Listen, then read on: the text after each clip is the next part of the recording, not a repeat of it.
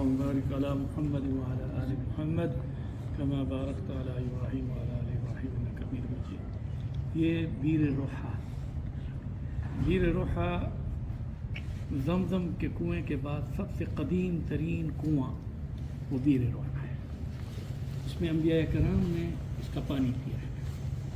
رسول کریم صلی اللہ علیہ وسلم بیر روحا میں حج پر جانے سے پہلے اور حج کرنے کے بعد آپ نے یہاں پڑاؤ کیا اور اس کنویں کے ڈول پانی سے صحابہ کرام کو حکم فرمایا. 70,000 صحابہ آپ کے ساتھ مدینہ منورہ سے احرام کی حالت میں حجۃ الوداع کے موقع پر آپ کے ساتھ تھے.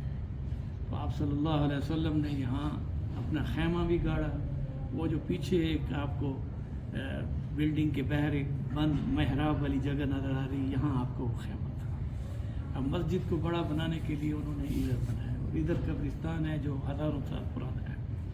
یہ بات ذہن نشین کر لیں کہ رسالت مآب صلی اللہ علیہ وسلم نے اسی بیر روحا کے پانی کو پینے کے بعد یہ فرمایا کہ مجھے اللہ تعالیٰ منظر دکھا رہے ہیں حضرت موسیٰ علیہ السلام کے حج کا.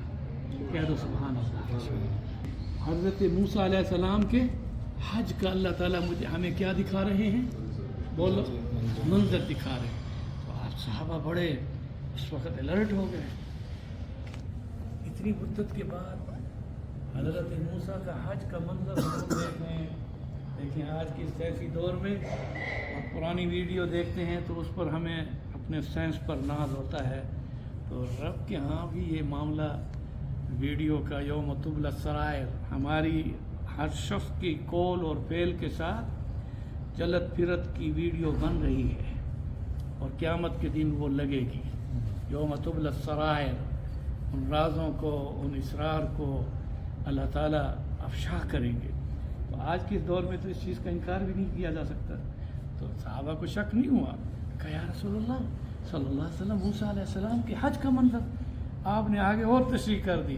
کہا میں یہاں دیکھ رہا ہوں موسیٰ علیہ السلام کے حج کے اس منظر کو کہ انہوں نے بیر روحا کا پانی پیا اور کانوں میں انگلیاں دے کر لبیک اللہم لبیک پڑھ دو, لبیک اللہم لبیک لبیک لا شریک لک لبیک ان الحمد والنعمت لک والملک لا شریک لک.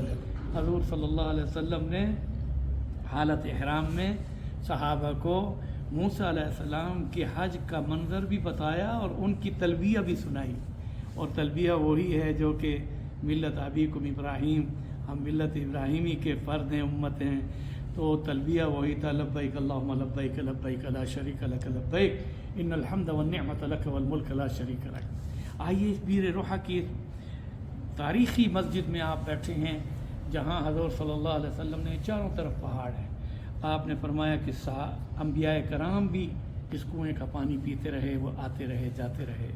پھر آپ صلی اللہ علیہ وسلم نے ایک خوبصورت جو ارشاد فرمایا وہ سنیے.